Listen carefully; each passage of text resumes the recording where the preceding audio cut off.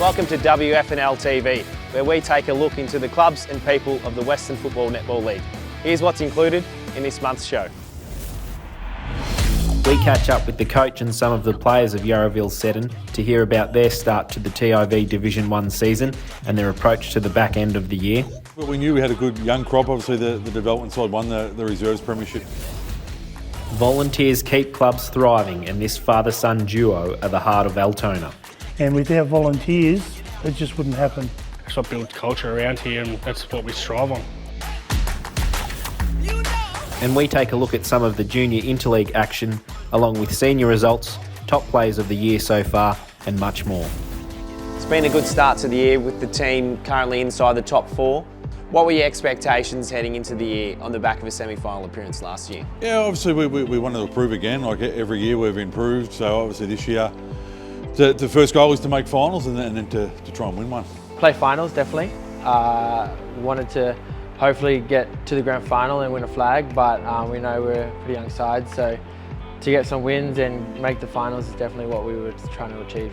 I mean, we lost a lot of players, but the expectations were that we've gone all the way with this young side. So it was well known. We lost some of the older guys over the pre-season, but we knew we had a good young crop. Obviously the development side won the reserves premiership, so we knew some guys could come in and step up and fill some of those roles, and recruited a couple. We think we've got a pretty good balance at the moment. there was a good core, like a huge core. Lost a couple, but the core that we have now is a lot stronger.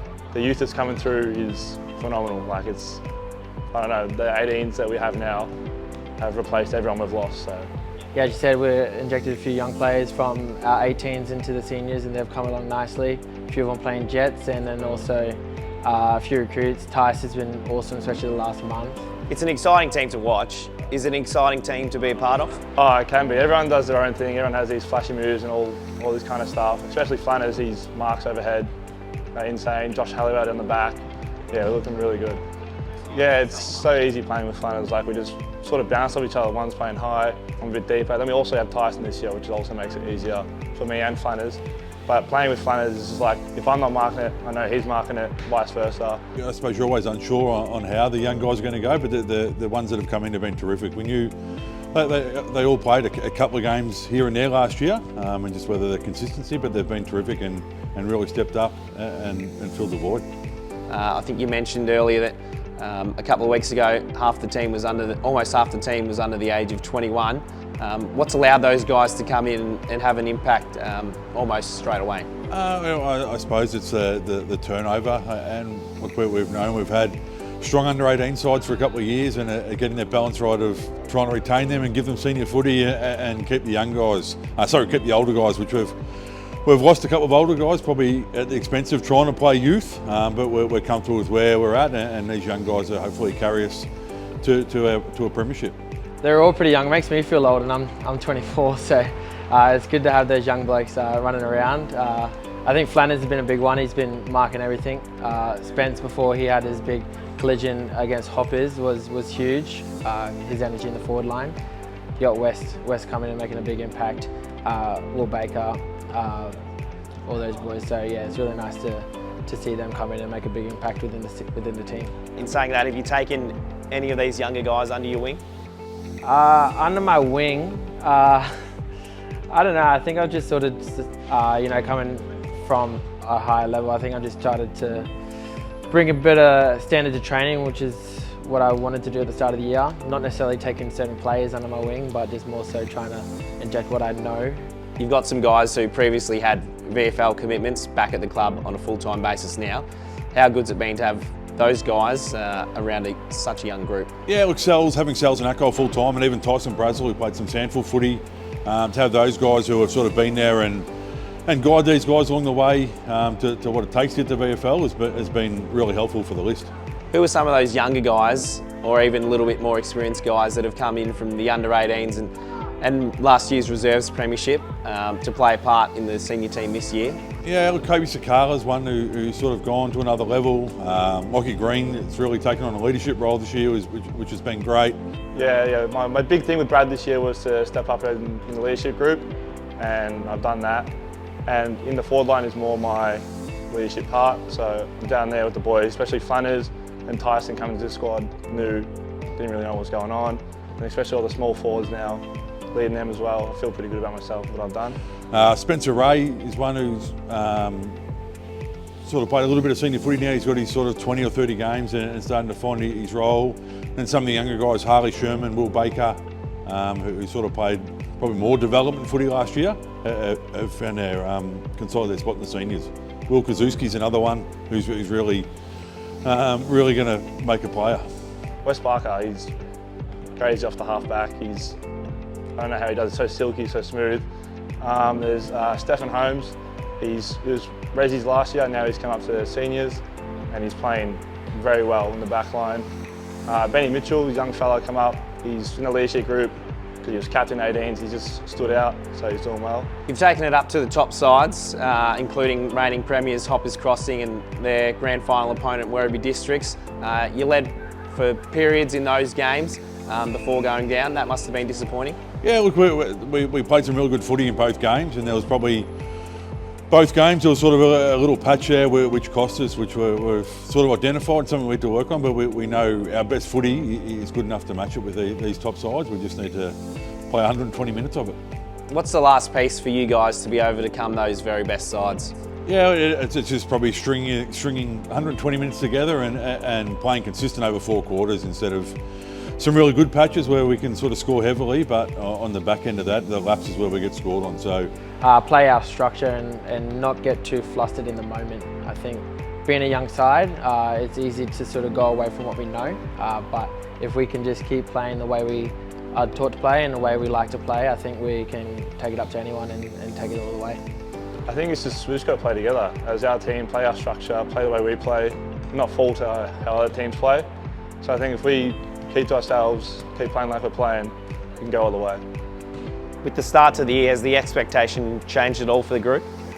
Nah, the expectation hasn't changed. I think we take it training by training, game by game, and try to play what's ahead of us. And then, you know, if we stack those wins on top of each other, it gets pretty exciting at the end of the year.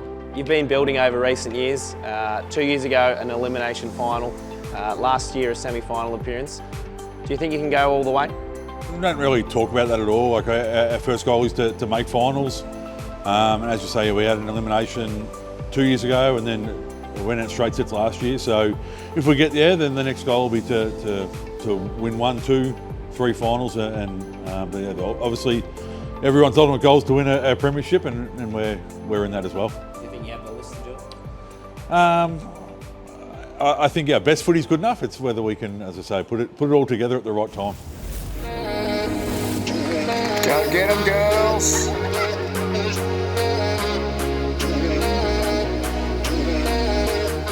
The WFNL's brightest young footballers were in action in Cedar College Junior Interleague in June, with the league fielding 9 sides this year, including its first ever under-14 girls team.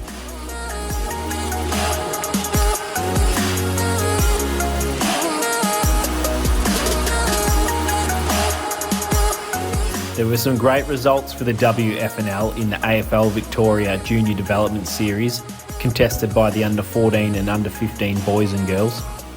Meanwhile, the Sunday of the King's birthday long weekend saw the WFNL host the EDFL and RDFNL in the annual under-13 carnival between the leagues.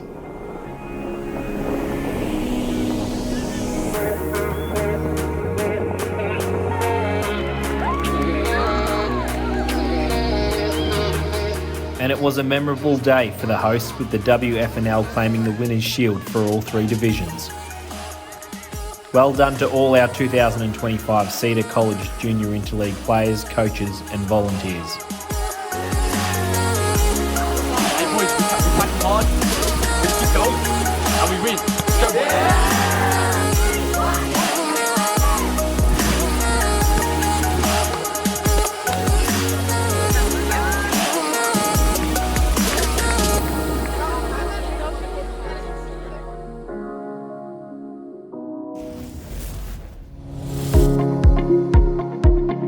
I'm Jared Moore and I'm the president of the Altona Football Club. Hi, my name's Andrew Moore, team manager of the Altona Football Club Reserves. I've been in this role for 12 months now, and what motivated me was, You know, just I haven't been able to play the game for several years, and what better way to step into a position than running a club? I've been team manager for the juniors and seniors of the football club for over 20 years. I've been a part of the club for about 18 years now, from playing juniors all the way to playing seniors, and now in an official role about 18 years, I'd say. Well, I started with Auskick many years ago. Then the boys graduated onto the football club itself, which was like a junior part of it. And I've been part of the football club for 22 years. What brought me to the club was, you know, I'm a local guy, so born and raised in Altona, and it was just a club to be at. So just local, went to school with a heap of the kids that were down here as well, so that's how I joined. I did play my junior football here. Then I went away and played in the same league but a different club, and my sons just wanted to come and play here with their mates. As they come from Auskick through, all their friends came here, so we just stayed. We have a small handful of volunteers in the senior club that help out day to day, but obviously all volunteers make easier workloads for everyone else as well. Clubs wouldn't survive without volunteers. They're very underrated, they're a very thankless job. A lot of things go on behind the scenes that people don't see, and without volunteers, it just wouldn't happen. They are the club. You know, clubs don't run without volunteers. So if we didn't have volunteers, we wouldn't have the club. Other roles in the club I've had is football operations last year. Our past president, John Ryan, stepped away, so I got asked to move up in the role, so decided to take that on. Previously, when I was a young tacker, I was a water boy, clubman of the year, so just always been around the club. Do I get good buy-in from the players? Yes, definitely. Definitely when there's functions. After game, the boys coming in for a beer after the game, and, you know, that's what builds culture around here, and that's what we strive on. So, yes, definitely. I've been here that long that I've seen them come right through from under 10s all the way through, and they're all good kids. They're all very mature. They all help if they can. We all have a laugh, and I couldn't really pick one out that sort of stands out amongst them all. But as a group, we get along quite well. I definitely do feel like I'm part of the team culture, being sort of the same age as some of the boys. So definitely yes. Sometimes it is harder to separate myself from the culture to being that sort of professional leader. But yeah, definitely part of it, and trying to build something new within the club as well. We're having new ideas, fresh ideas. I find timekeepers or runners or umpires escorts, and without that, the game doesn't happen. So there's more than myself that just sort of helps the game day, and they win, they sing the song. I've been part of it, but I didn't go out there and kick all the goals and everything, so their success is theirs. I've been very fortunate. I've probably been part of maybe 10 or 11 premierships over the time, so I've been a little bit spoilt. But or even making an interleague team, or playing VFL or AFL, it's just great pride to see that way down that I taught them how to kick a football and hand pass, and all of a sudden they're playing interleague, or you know they've gone to the next level, that's the most pleasing part about it. People just don't want to be involved, or they haven't got time. Way back when I was doing Auskick, people used to drop their kids off. It was like a child minding centre. They go off and have coffee or whatever it is, and I'll be stuck there with 100 kids trying to teach them how to kick a football or hand pass. And as you go into the larger clubs, nothing changes. People hide. If you want someone to go out there and do a boundary umpire or an umpire's escort, you don't see them. But they come out of their cars, and all of a sudden, once the game started, they all appear. That's why it's sort of important to make sure that you look after the kids and try and find a few parents that will help you for the whole season. There's not too many of them about, unfortunately. It's not a hard job. Once you get shown, it's very easy. You know, like some jobs are easy, some jobs are hard. Timekeeper's a really easy job. You sit most of the time in a box, out of the wind, the rain, probably the best job to do. A lot of people just get scared to do it. because they're afraid of maybe doing it every week. Best part about being part of Altona, just being with my mates on a Saturday, just being around the club, being around good people, and they all strive for the same thing as I strive for. To come back every year is sort of, they don't ask me, I just turn up, and if they want me to be team manager, I'm team manager. If they want me to timekeep, I timekeep. Whatever job is, I'll do. Except for cook, I don't do any cooking. Just don't stand back, ask. Sometimes it's meaningless. It might be cutting up the oranges, might be filling the drink bottles. So if you're doing that, it's just saving someone else a bit of time doing that. And we're all family here. We sort of making sure that the boys are all looked after on the ground. Any little job helps. Do it. Don't look back. Just jump in and have a go. Like, you're never going to have the wrong answer. Never knock someone for trying.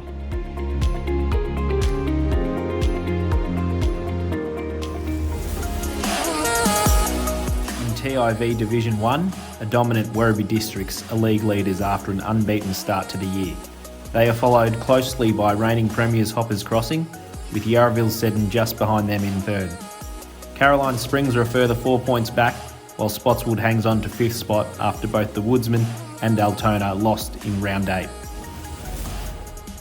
To Division 2 seniors, and the pre-season favourites Wfnl are on top, undefeated. In second is North Footscray, with their only loss against the Falcons. West Footscray sits third, just ahead of Auburn Vale by percentage, with Suns holding down the last final spot. However, Sunshine Heights are nipping at their heels. In the St Vincent's Private Hospital Werribee Senior Women's Competition, Caroline Springs are first with a perfect 7-0 record. Just behind them is Parkside, who have started strong. Despite some indifferent early season form, last year's premiers Werribee Centrals are third, while Yarraville Seddon and the Suns are currently vying for fourth, with the Eagles narrowly ahead. To the Belgravia Apparel Netball Competition, and in the top division, last year's grand finalists Glen Orden and Caroline Springs are again leading the pack, with the Hawks just edging the Lakers after 6 rounds. Spotswood and newcomers Werribee Districts are the next best. And in Division 2, we also have last year's grand finalists at the top of the standings, with Glen Orden a game clear of Yarraville Seddon.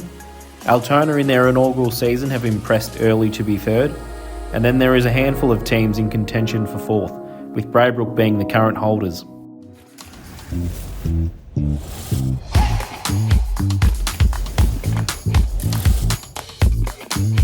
I always get Becca just saying, Leah, constantly yelling out my name. Nate is Jada closer. I can't with them watching us either. Probably every time we get a turnover to slow it down. Slow down. If we make mistakes, right, no one's perfect. No one's perfect. Well, she is my coach and a player. It's awkward. Probably getting in front, like run or something in a game.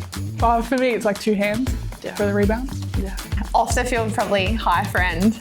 And then when we play games, no bounce passes. Absolutely hates them. Yeah. I'll agree with that. Yeah. His favourite saying is tell someone who cares. He says that to us whenever we complain about running. Every time. Every time. Great. Tell it to someone who cares. See this face? I don't care. Yeah. Tell someone who does. Threatening suicides. Let's go, babes. Probably like, listen up, girls. Yeah, I would say that as well. I'm gonna say 5 more drops. Like keep going until like we get to 5 passes, but then it turns out being 10, 15, yeah.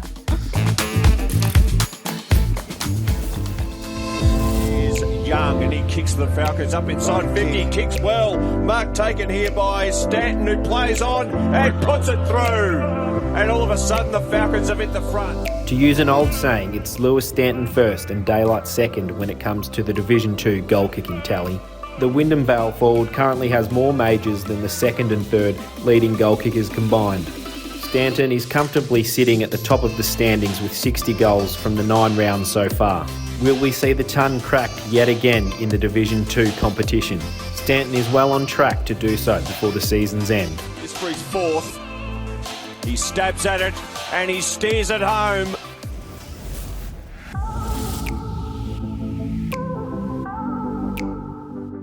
Let's take a look at some of the players of the year so far, starting with this classy under-pressure goal from Albion's Judd Brewster.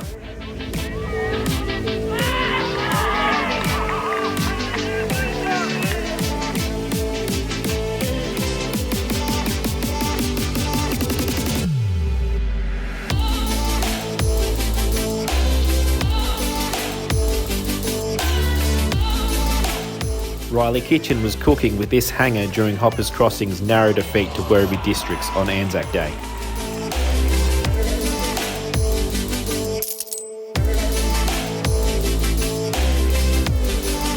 Wyndham Vale's Mariah Burton showed why she was picked to represent the league with this impossible goal from the boundary in the interleague clash against the Southern Football Netball League.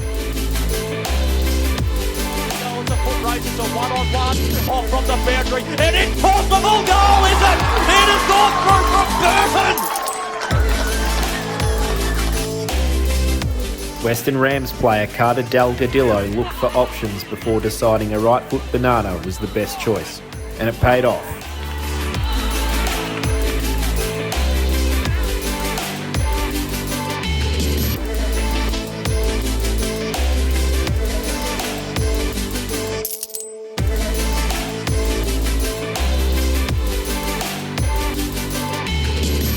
Some say Caroline Springs standout Taya Myers is still running after a blitz down the wing and long bomb shot on goal which bounced favourably through the big sticks this past weekend.